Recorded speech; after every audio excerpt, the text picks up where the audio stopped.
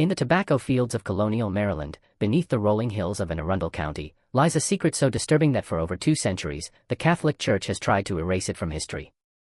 From 1734 to 1768, a family whose name still makes elderly parishioners cross themselves in fear controlled 12 parishes across the colony.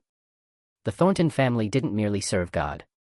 They played him, twisting the sacred act of confession to build an empire of terror that would make modern organized crime seem like child's play. What you're about to hear has been pieced together from sealed church archives, from coded journals found in a Maryland farmhouse wall in 1892, and from testimonies suppressed for nearly 300 years. This isn't just another tale of religious corruption. This is the story of how 3 men used the confessional booth to control an entire colony through blackmail, poison, and the most twisted abuse of sacred trust ever documented in American history. Before we continue with the story of the Thornton family and their web of ecclesiastical terror, I need to ask you something. This channel isn't for everyone, only for the bravest souls who dare to uncover the dark secrets history tried to bury. If you're one of those few people brave enough to hear these forbidden tales, hit that subscribe button and ring the notification bell. I'm also curious, drop a comment below telling me what state or city you're listening from. Are you brave enough to let us know where you are as we dive into this nightmare together? Now, let's return to Maryland, to 1734, where evil wore a priest's collar. The autumn of 1734 found Colonial Maryland in a precarious position, caught between Protestant and Catholic tensions, a religious battleground where the Calvert family's Catholic influence still held sway despite growing Anglican pressure.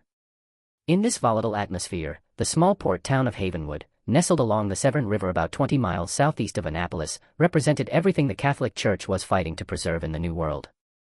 Havenwood wasn't large by colonial standards, perhaps 800 souls spread across tobacco plantations and the modest businesses that served them. But what it lacked in size, it made up for in influence. The town's Catholic families controlled much of the tobacco trade flowing through the Chesapeake Bay, their names on shipping manifests that reached from London to the Caribbean. The Curthers owned 3 plantations and a fleet of merchant vessels. The Whitmore family controlled the largest tobacco warehouse between Baltimore and Annapolis. The Ashfords had built their fortune on both tobacco and the less discussed but highly profitable slave trade. At the heart of this Catholic enclave stood St. Bartholomew's Church, a modest brick structure whose bell tower could be seen from ships entering the Severn River. Unlike the grand cathedrals of Europe, St. Bartholomew reflected the practical sensibilities of colonial architecture, sturdy oak pews, plain glass windows, and thick walls designed to withstand both Maryland's humid summers and the occasional raid by pirates who still prowled the Chesapeake. But it was what lay within those walls that would make Street Bartholomew infamous. In the late summer of 1734, Father Thomas Thornton arrived to serve as parish priest, bringing with him an unusual request. He wanted to install new confessional booths, not just 1 or 2, but 4 elaborately constructed wooden chambers he claimed would better serve the spiritual needs of his growing congregation. Father Thornton was not what most parishioners expected in a priest. Tall and imposing at nearly 6 feet, with prematurely gray hair and piercing blue eyes, he possessed an intelligence that seemed almost predatory. He spoke with the refined accent of someone educated in European seminaries, yet there was something in his manner that suggested he understood the crude realities of colonial life better than most men of the cloth. When he smiled, which he did often during those first months, it never quite reached his eyes.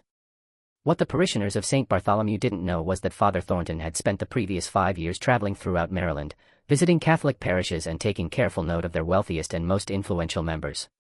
He had studied their business dealings, their family connections, their strengths, and, most importantly, their potential vulnerabilities. He hadn't come to Havenwood to save souls. He had come to harvest secrets. The confessional booths Father Thornton installed were masterpieces of deceptive craftsmanship, built by his nephew Marcus, a skilled carpenter who had supposedly learned his trade in Philadelphia. Each booth appeared to be a standard 3-chambered confessional, a central compartment for the priest flanked by 2 kneeling chambers for penitents. The dark oak construction and intricate carved crosses gave them an air of sacred solemnity that impressed even the wealthiest parishioners. But hidden within the walls of each confessional was an innovation that would have horrified the faithful had they discovered it. Marcus Thornton had constructed a series of hollow metal tubes that ran from each penitent's chamber to a concealed recording chamber beneath the church. These tubes, crafted from tin and carefully angled to carry sound without distortion, allowed every whispered confession to be heard and recorded in the basement below. The recording system itself was ingeniously simple. The metal tubes fed into small echo chambers lined with curved metal surfaces that amplified sound. A person positioned in the basement could hear conversations from the confessionals above with startling clarity. But Father Thornton went one step further. He trained his younger nephew, Samuel, to transcribe these conversations using a cipher of his own devising, creating permanent records of every confession made in St. Bartholomew's. The first victim of the Thornton family scheme revealed himself on a cold February morning in 1735, though he had no idea he was walking into a trap 6 months in the making. Richard Whitmore entered St. Bartholomew's that Tuesday morning carrying a burden that had been eating at him for weeks. As one of Havenwood's most successful tobacco merchants, Whitmore was known throughout the colony for his strict adherence to Catholic doctrine and his generous donations to the church. His reputation was built on integrity, fair dealing, and the kind of moral rectitude that made other merchants seek him out as a business partner. But Richard Whitmore had a secret that would have destroyed everything he had built. 3 months earlier, while conducting business in Annapolis, Whitmore had encountered a young woman named Catherine Mills, an indentured servant who worked in the tavern where he often stayed. Catherine was 19, beautiful in the way that made men forget their vows, and trapped in an indenture contract that wouldn't expire for another 4 years. What began as casual conversation had led to something Catholic doctrine considered one of the gravest sins, adultery. As Whitmore knelt in the confessional that February morning, his voice barely above a whisper, he poured out his guilt to Father Thornton. He spoke of his shame, his betrayal of his wife Margaret, his violation of his sacred marriage vows. He described his ongoing relationship with Catherine, his plans to purchase her indenture contract, and his terror that the affair would be discovered and destroy his family's reputation. Father Thornton listened with the practiced compassion of a confessor, offering words of comfort and assuring Whitmore that God's forgiveness was available to all who truly repented. He prescribed a penance of prayers and charitable donations, then blessed Whitmore as the merchant left the confessional with tears of relief streaming down his face. But in the basement beneath St. Bartholomew's, Samuel Thornton had transcribed every word of Whitmore's confession, encoding it in the cipher his uncle had taught him. The young man's handwriting was precise as he recorded details that would soon become weapons. Catherine Mills, indentured servant at the Brass Lantern Tavern in Annapolis. Contract holder, Jonathan Pierce. Relationship ongoing since November 1734. Whitmore plans to purchase indenture within the month, *.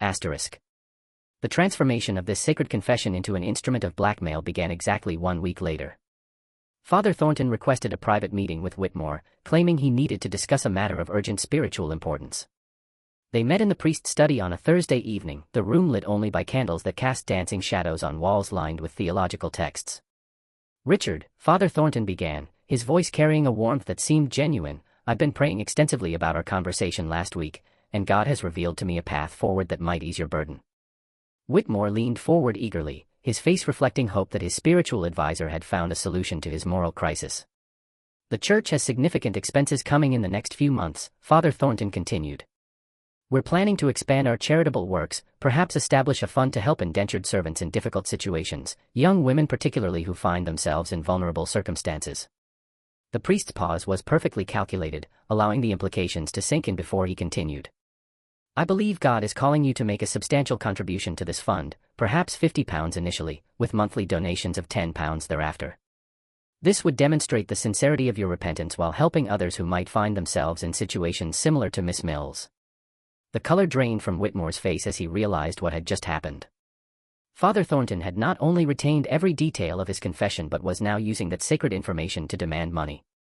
The priest's benevolent expression never wavered, but Whitmore could see something cold and calculating in those blue eyes. "Father," Whitmore stammered, "our conversation was under the seal of confession." "And it remains so," Father Thornton replied smoothly.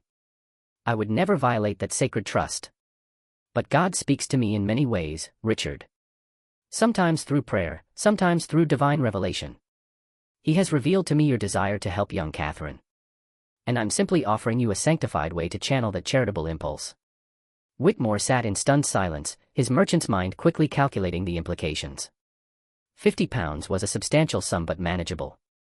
£10 monthly would be more difficult but not impossible. The alternative, having his affair exposed, would destroy his marriage, his business relationships, and his standing in the community.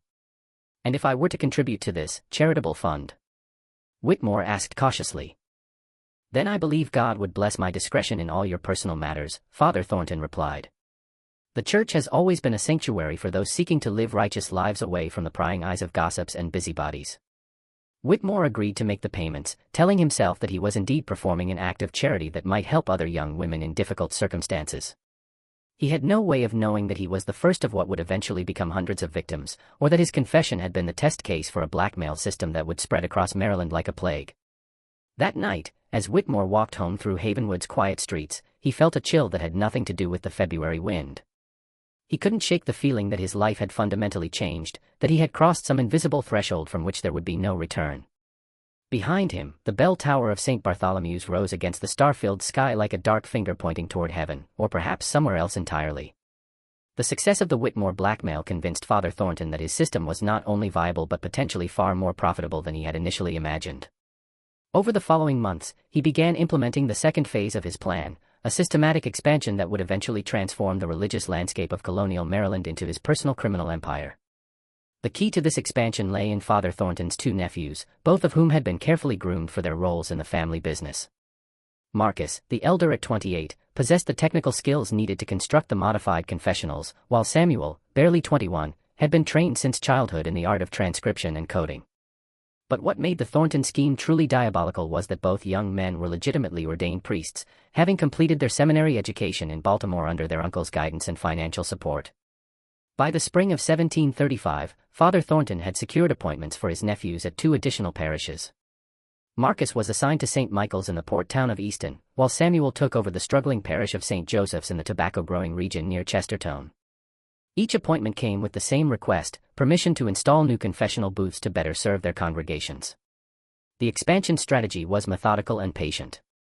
Rather than attempting to blackmail every parishioner who confessed a secret, the Thorntons focused on what they termed productive sins, transgressions committed by individuals with both the wealth to pay substantial sums and the social standing that made exposure genuinely devastating.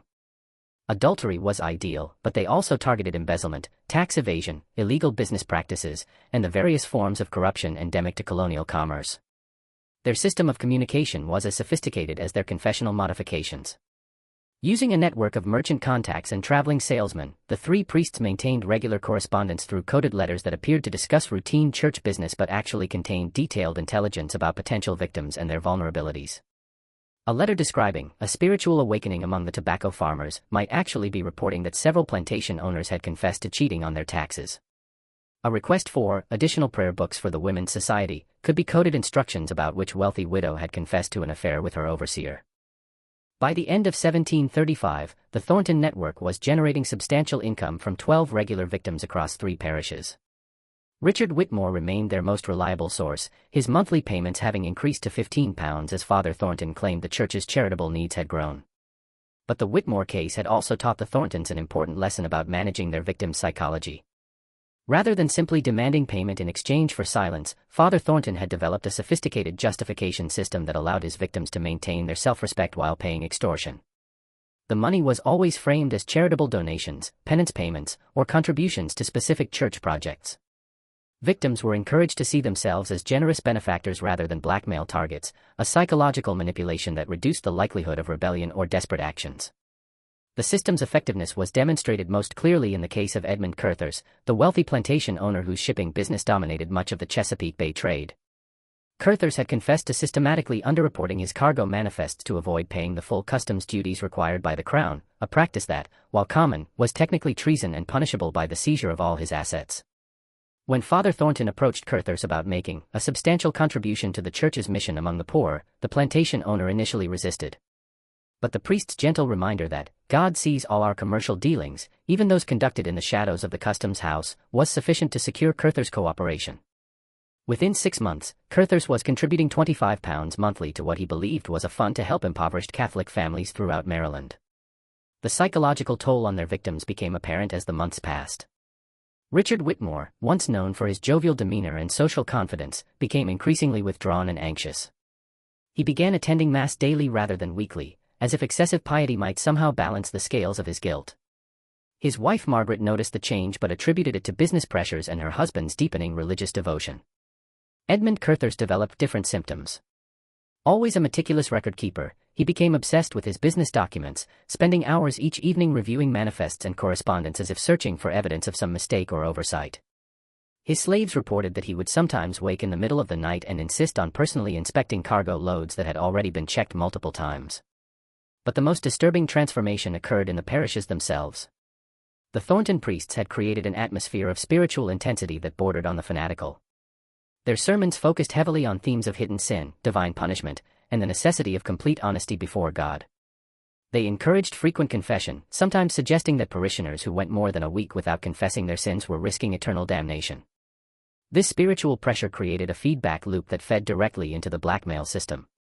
Parishioners terrified of harboring unconfessed sins began confessing not only their major transgressions but also minor indiscretions, inappropriate thoughts, and business dealings that might not have been entirely ethical. The Thorntons' confession records grew thick with intelligence about colonial Maryland's elite, creating a comprehensive database of secrets that would have been invaluable to any criminal organization.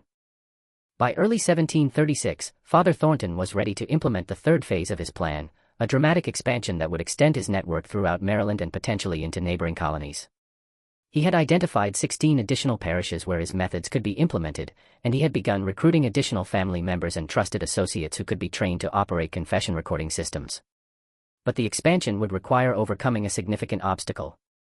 The Catholic Church's hierarchy in Baltimore had begun to notice the unusual construction projects being undertaken by the Thornton priests. Bishop Carroll had specifically questioned the need for such elaborate confessional installations in relatively small parishes, and there were rumors that he was considering conducting formal inspections of churches where new confessionals had been installed. The solution Father Thornton devised would prove to be both his greatest triumph and the beginning of his ultimate downfall. It involved a level of corruption so profound that it would eventually threaten the very foundations of Catholic authority in colonial Maryland, and it would require the Thorntons to cross a line from which there could be no return. The winter of 1736 brought an unexpected crisis that would test the Thornton network's resilience and reveal the true depths of their commitment to their criminal enterprise. A young woman named Isabella Ashford, daughter of one of Havenwood's most prominent Catholic families, had begun to suspect that something was fundamentally wrong with the confessions she was making at St. Bartholomew's. Isabella was 19, possessed of the kind of sharp intelligence that colonial society typically wasted on women but couldn't entirely suppress. She had been educated by private tutors, spoke fluent French and Latin, and had developed an almost scholarly interest in Catholic theology through her extensive reading of her father's religious texts. This education would prove to be Father Thornton's first serious miscalculation.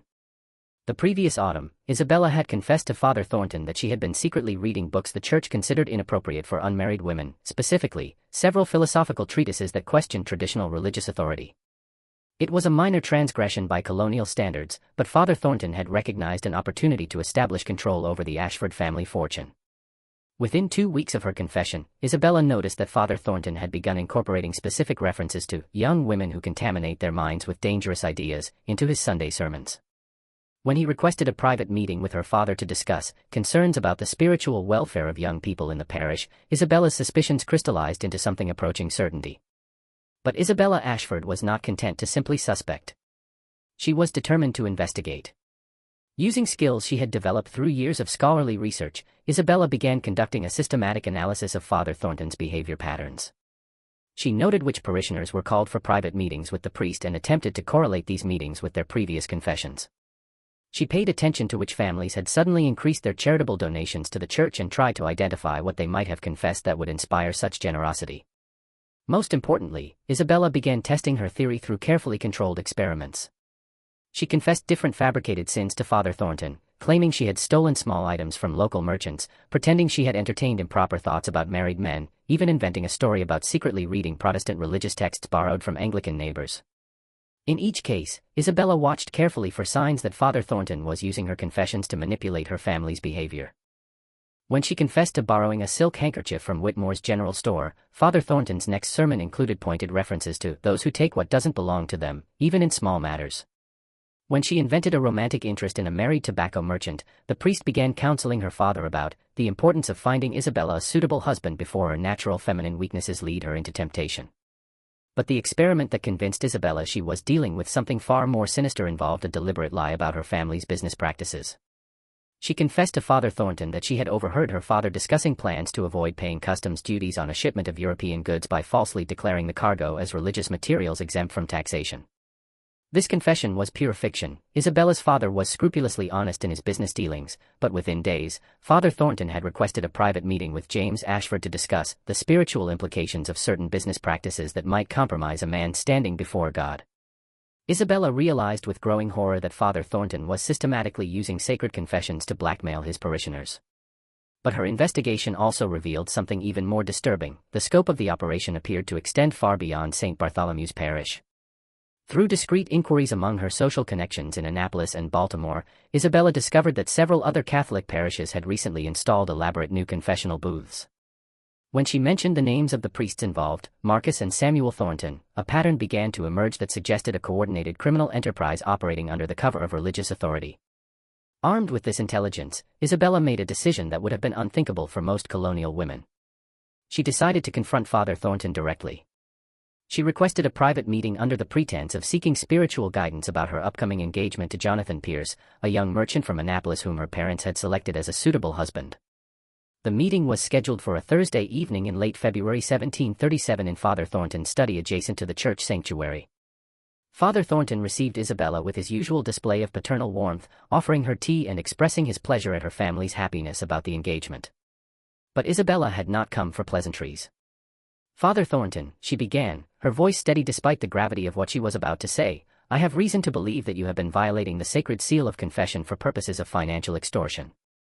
The priest's benevolent expression never wavered, but Isabella noticed a subtle change in his posture, a slight tensing that suggested her accusation had hit its mark.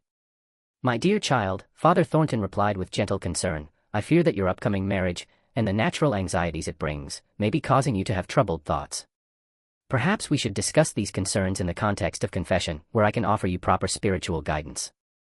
"I have no intention of confessing anything to you," Isabella responded firmly. "Instead, I want you to explain why your sermons consistently reference the specific sins that parishioners have confessed to you privately. I want you to explain why families who confess certain types of transgressions subsequently receive requests for increased charitable donations. And I want you to explain the unusual construction of your confessional booths." Father Thornton's mask of benevolent concern finally slipped, revealing something cold and calculating beneath. When he spoke again, his voice carried a subtle threat that Isabella recognized as confirmation of her worst fears. "Miss Ashford, I fear you have developed some very dangerous ideas. The kind of ideas that could cause great distress to your family if they became widely known. Perhaps it would be wise for you to focus on preparing for your marriage and leave theological matters to those with proper training." Isabella stood to leave, but Father Thornton's next words stopped her at the door. "I trust that this conversation will remain between us. Your family has such a sterling reputation in this community. It would be tragic if that reputation were to be damaged by unfounded accusations against a servant of God."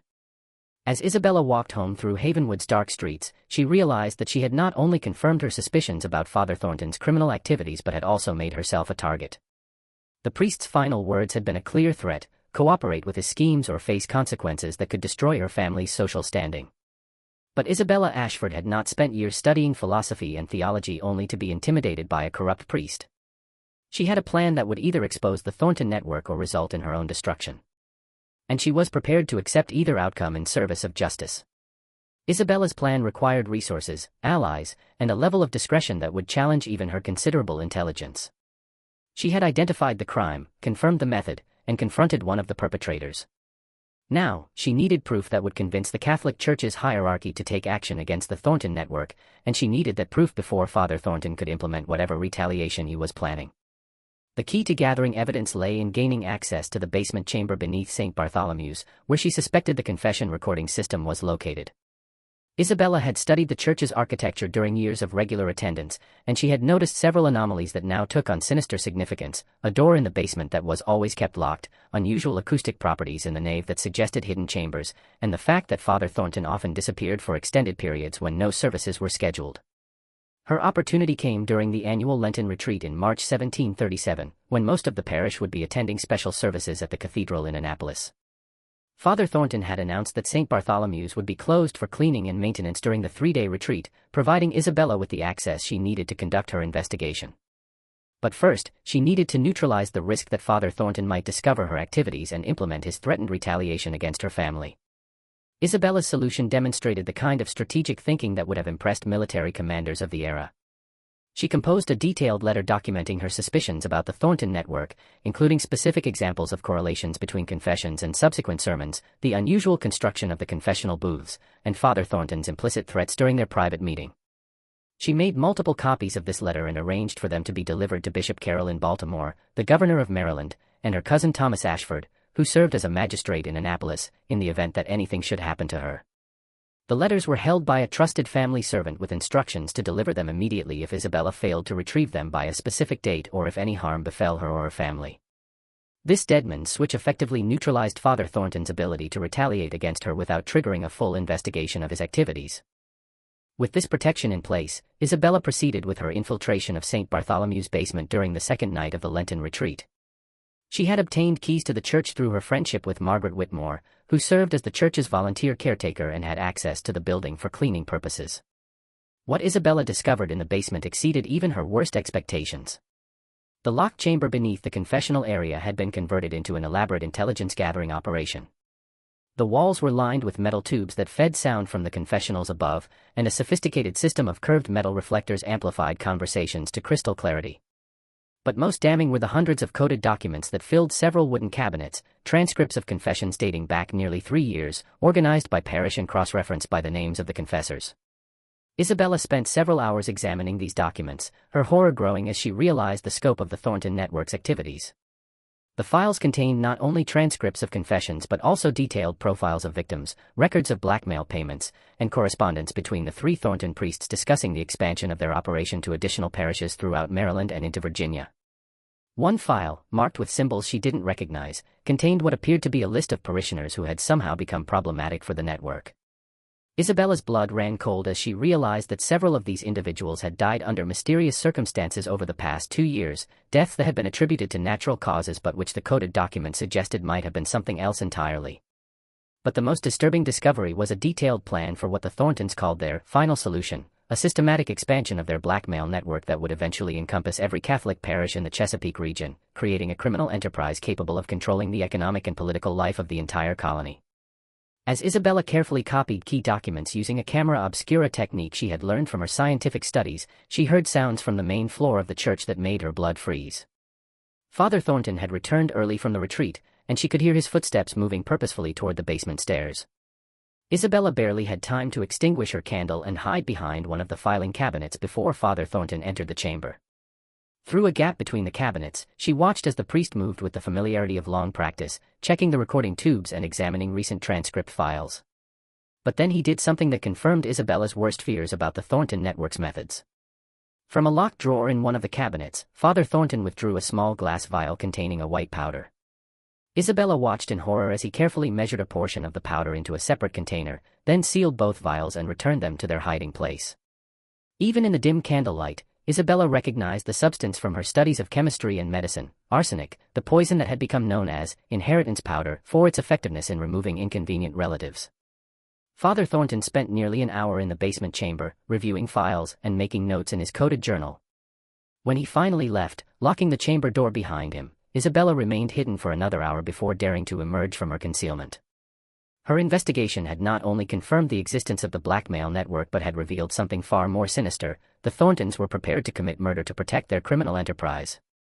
The following morning, Isabella retrieved her letters from the servant and added additional pages documenting her basement discoveries, including detailed descriptions of the poison she had witnessed Father Thornton handling. She then faced a terrible decision: should she wait to gather additional evidence that might ensure the Thorntons' conviction, or should she trigger the investigation immediately to prevent potential murders? The decision was made for her when she learned that Richard Whitmore had fallen violently ill after taking communion at Sunday Mass, exhibiting symptoms that perfectly matched arsenic poisoning. As Whitmore lay dying in his home, attended by a physician who attributed his condition to a sudden fever of unknown origin, Isabella realized that the Thornton network had begun eliminating witnesses who might pose a threat to their operation. She had less than 24 hours to expose the conspiracy before more victims joined Whitmore in the grave. But the Thorntons had been operating their network for nearly 3 years, and they had contingency plans that Isabella was only beginning to understand. When she awoke the next morning to find 2 men watching her house from across the street, she realized that her own life was now in immediate danger. The final confrontation between Isabella Ashford and the Thornton network would test not only her courage and intelligence but also her willingness to sacrifice everything, including her own life, to prevent a criminal conspiracy from achieving complete control over Colonial Maryland's Catholic population. The morning of March 15, 1737, dawned gray and cold over Havenwood, with a fog rolling in from the Chesapeake Bay that seemed to muffle sound and blur the boundaries between earth and sky. Isabella Ashford stood at her bedroom window, watching the 2 men who had maintained their surveillance of her house throughout the night, their breath visible in the cold air as they pretended to engage in casual conversation while never taking their eyes off the Ashford residence. Richard Whitmore had died during the night, his final hours marked by the agonizing symptoms of arsenic poisoning that the local physician, Dr. Benjamin Crawford, had misdiagnosed as putrid fever. Isabella knew that Whitmore's death was both a message and a declaration of war. The Thorntons were prepared to kill anyone who threatened their operation, and she would be next, unless she acted immediately. But Isabella had spent the sleepless night preparing for this confrontation, and she had devised a plan that would either destroy the Thornton network or expose their crimes so publicly that even their deaths couldn't silence the truth. The key to her plan lay in exploiting the one weakness she had identified in their operation, their arrogance and their absolute confidence that colonial society would never believe accusations made by a young woman against respected priests. At 8 that morning, Isabella walked calmly out of her house and directly toward the two men who had been watching her. Their surprise at her bold approach gave her the few seconds she needed to speak before they could react. "Please inform Father Thornton that Miss Ashford requests an immediate meeting to discuss her recent spiritual concerns," she said in a voice loud enough to be heard by several neighbors who were beginning their morning activities. "Tell him that I have some documents that I believe will be of great interest to him and that I'm prepared to discuss terms for their return." The men exchanged glances, clearly unsure how to respond to this unexpected development. After a brief, whispered conference, one of them nodded and headed toward St. Bartholomew's, while the other maintained his watch on Isabella. Father Thornton's response came within the hour. He would meet with Isabella at 2 that afternoon in the church sanctuary, ostensibly to provide spiritual counseling for her grief over Richard Whitmore's death. The meeting location was perfect for Isabella's purposes. The sanctuary's excellent acoustics would ensure that her conversation with Father Thornton could be heard clearly by witnesses she had positioned throughout the church. Those witnesses included her cousin Thomas Ashford, the magistrate from Annapolis, who had arrived that morning in response to Isabella's urgent message, Dr. Benjamin Crawford, who was still puzzled by the unusual symptoms he had observed in Richard Whitmore, and Margaret Whitmore, who had agreed to help Isabella despite her own grief because she suspected that her husband's death was connected to his mysterious monthly payments to the church. But Isabella's most important witness was Bishop Carroll himself, who had traveled from Baltimore after receiving Isabella's detailed letter about the Thornton network.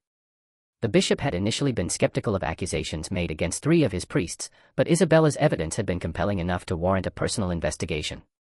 At exactly 2 o'clock, Isabella entered St. Bartholomew's sanctuary to find Father Thornton waiting for her at the altar, his usual benevolent expression replaced by something cold and predatory. The afternoon light filtering through the church's plain windows cast long shadows across the pews, creating an atmosphere that seemed more suitable for a trial than a spiritual counseling session. "Miss Ashford," Father Thornton began, his voice carrying clearly through the sanctuary, "I understand you have some concerns about certain church matters that you'd like to discuss." "Indeed I do, Father," Isabella replied, positioning herself so that her voice would project to the hidden witnesses. "I've discovered that you and your nephews have been operating a criminal conspiracy that violates the sacred seal of confession and uses religious authority to commit extortion and murder." Father Thornton's mask of priestly concern finally fell away completely, revealing the calculating criminal beneath. "Those are very serious accusations, Miss Ashford.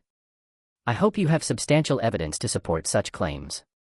"I have transcripts of recorded confessions from your basement chamber," Isabella replied, producing a folder of documents.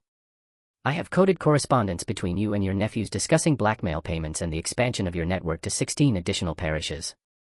And I have witnessed you handling arsenic in the same basement where Richard Whitmore's confession was recorded. The same Richard Whitmore who died last night with symptoms of arsenic poisoning." Father Thornton's eyes narrowed as he realized the extent of Isabella's knowledge. "Miss Ashford, you have stumbled into matters far beyond your understanding. The work we do serves a higher purpose than your simple mind can comprehend." "Enlighten me, Father," Isabella said, her voice steady despite the danger she knew she was facing. "Explain to me how blackmailing your parishioners and poisoning those who threaten to expose you serves God's purpose." Father Thornton stepped closer, his imposing height casting a shadow over Isabella. "The Catholic Church in Maryland exists at the pleasure of Protestant authorities who would destroy us at the first opportunity. We have created a system that ensures the survival and prosperity of our faith by securing the loyalty of our most influential members. Those who contribute generously to our cause receive our protection. Those who threaten our mission face the consequences of their betrayal." "You mean those who refuse to pay your extortion demands are murdered?" Isabella said bluntly. "I mean that God works through his servants in mysterious ways," Father Thornton replied. Richard Whitmore had become unreliable. He was beginning to ask questions, demanding to see how his charitable contributions were being used. He represented a threat to our entire operation. Isabella felt a chill as she realized that Father Thornton was essentially confessing to murder, apparently confident that she would not live to repeat his words. But what he didn't know was that every word was being heard by Bishop Carroll and the other witnesses hidden throughout the sanctuary. "And what about me, Father?" Isabella asked. "Am I also a threat to your operation?" Father Thornton's smile was genuinely terrifying. "Miss Ashford, you are an unmarried young woman making hysterical accusations against respected priests. Who would believe such claims? Even if you were to make these allegations publicly, they would be dismissed as the fantasies of a disturbed mind. But fortunately for both of us, that won't be necessary. Because you intend to kill me as well. Because you're going to voluntarily withdraw these ridiculous accusations and destroy whatever evidence you think you've gathered," Father Thornton said. "You see, my dear, we know about your late-night activities in our basement. We know that you violated the sanctity of God's house to steal church documents. More importantly, we have witnesses who will testify that they saw you in Richard Whitmore's house on the night he died. And we have evidence that you possessed arsenic for your chemical experiments." Isabella felt the trap closing around her as she realized the sophistication of the Thorntons' contingency planning.